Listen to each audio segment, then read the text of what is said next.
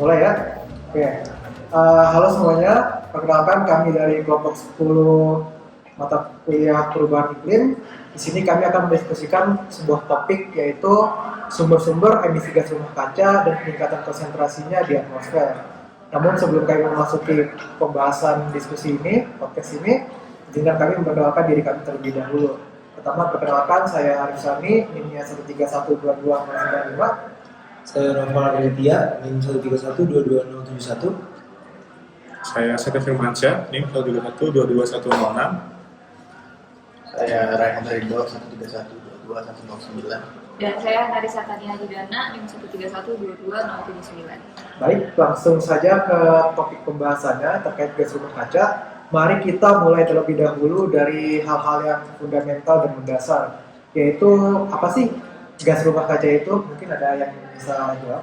Oke, jadi gas rumah kaca itu atau greenhouse gases itu merupakan gas yang bisa menyerap atau memancarkan kembali radiasi inframerah dan dari permukaan bumi itu. Nah, terus efeknya itu apa? Efeknya itu bisa menahan panas yang ada dalam bumi supaya bumi tetap hangat. Nah, tapi ada sebuah problem nih, yaitu jika gasnya terlalu banyak itu bisa menyebabkan panas yang berlebih. Nah, menarik ya, karena dengan adanya gas rumah kaca ini bisa sebenarnya membuat hal yang baik ataupun buruk tergantung dari konsentrasi si gasnya itu. Nah, tapi kalau kayak gitu berarti nggak semua gas yang ada di udara nih bisa kita bilang gas rumah kaca.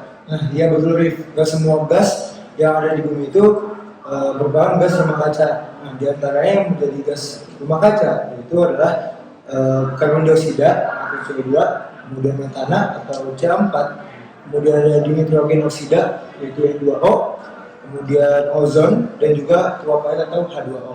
Nah, kemudian kalau dilihat dari data Intergovernmental Panel on Climate Change atau IPCC, CO2 itu berkontribusi sekitar 76% dari total emisi gas rumah kaca global.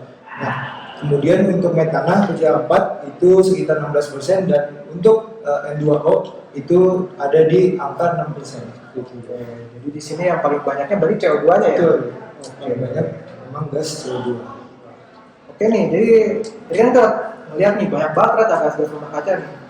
Ada CO2, ada metana dan semacamnya. Nah, tapi sebenarnya gas-gas itu tuh munculnya dari mana gitu? Ada yang mau jawab mungkin? Mungkin gue coba jawab ya. Oke. Jadi apa sih penyebab utamanya?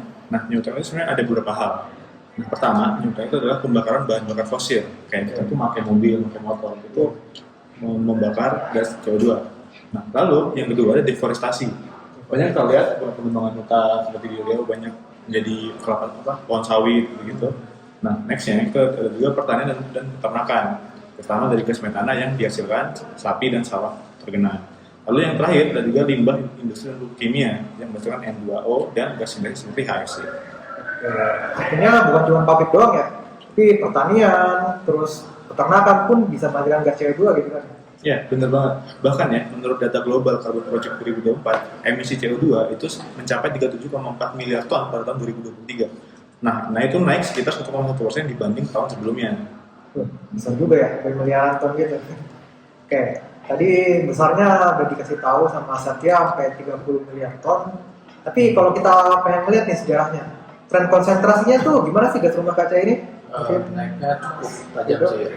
Sebelum revolusi industri di tahun 1750, CO2 itu cuma 280 part per million. Lalu tahun 2000 sudah naik ke 370 part per million. Dan tahun 2024 mencapai 421 part per million menurut Mauna Loa Observatory. Artinya naik lebih dari 50% sejak era industri dimulai. Wah, itu parah juga ya, naiknya 50% tuh sebenarnya agak brutal juga. Iya. Tapi itu kan tadi CO2 ya kalau nggak salah. Apakah yang gas lain itu juga ikut naik apa CO2-nya doang yang naik? Ada yang lain. Apa tuh? Salah satunya metana yang sekarang sekitar 1923 part per billion dan N2O sekitar 336 part per billion. Data ini dari NOAA Global Monitoring Laboratory. Akibatnya suhu global ini naik sekitar 1,2 derajat Celcius dibanding masa pra-industri. Ya. Berarti gas-gas CO2 naik, metananya naik, nitrogennya naik. Nah, kita kan ini dari teknik mesin nih yang ngurusnya mesin-mesin, banyak bahan bakar. Nah, itu sebenarnya hubungannya tuh seberapa jauh gitu? mau dipikirin. Ya, kalau kita lihat tren ya, kita nih sumber emisi terbesar. Mesin pembakaran dalam itu menghasilkan CO2 dan NOx-nya yang cukup tinggi.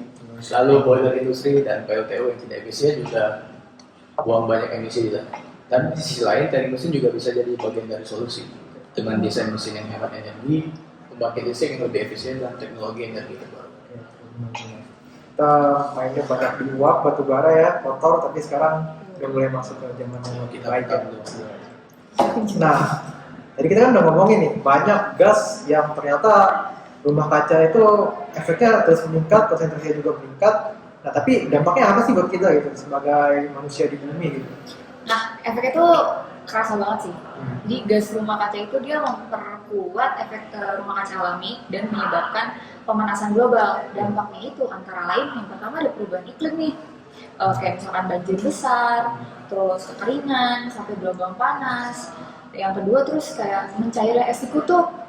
Itu kan kita lihat udah banyak yang mencair tuh. Dimana naiknya permukaan laut sekitar 3,3 mm per tahun gitu menurut data dari NASA. Yang ketiga ada gangguan ekosistem, misalkan kayak terumbu karang yang mulai memutih karena suhunya yang naik. Nah yang terakhir ada dampak sosial ekonomi, di mana gagal panen, krisis air, seperti itu. Ngeri juga ya, artinya yang kena tuh bukan ke lingkungan, hewan tumbuhan doang, tapi kita manusia juga ikut kena gitu dampaknya.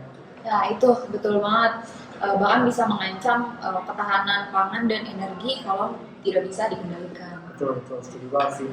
Nah, mungkin karena kita tadi udah melihat banyak dampak yang agak ngeri gitu kalau kejadian ya.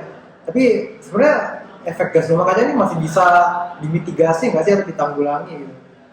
Mungkin dari siapa? Ada yang mau bantu? Nah, aja. Oke, pertama nih kita tuh bisa melakukan namanya transisi energi bersih. Nah, jadi kenapa caranya gimana? Kayak kita mulai beralih ke motor listrik, mobil listrik, merupakan salah satu cara karena kita pakai sumber energi yang terbarukan, misalnya surya, angin, dan hidro. Terus yang kedua, itu bisa juga reforestasi dan konservasi hutan. Yang tadi kan terjadi deforestasi. Kenapa sih? Karena setiap 1 hektar hutan itu bisa menyerap hingga sampai 200 ton CO2 selama masa tumbuhnya. Oke, ketiga tentunya dari sektor energi, industri dan transportasi ya. Kita bisa misalnya kendaraan listrik bisa mengurangi emisi CO2 hingga 50% dibanding kendaraan bensin. Nah yang keempat, mulai dari perubahan gaya hidup kita nih. Misalkan kita harus lebih hemat listrik, terus daur ulang, serta mengurangi konsumsi daging merah yang bisa menghasilkan gas metana tadi. Iya.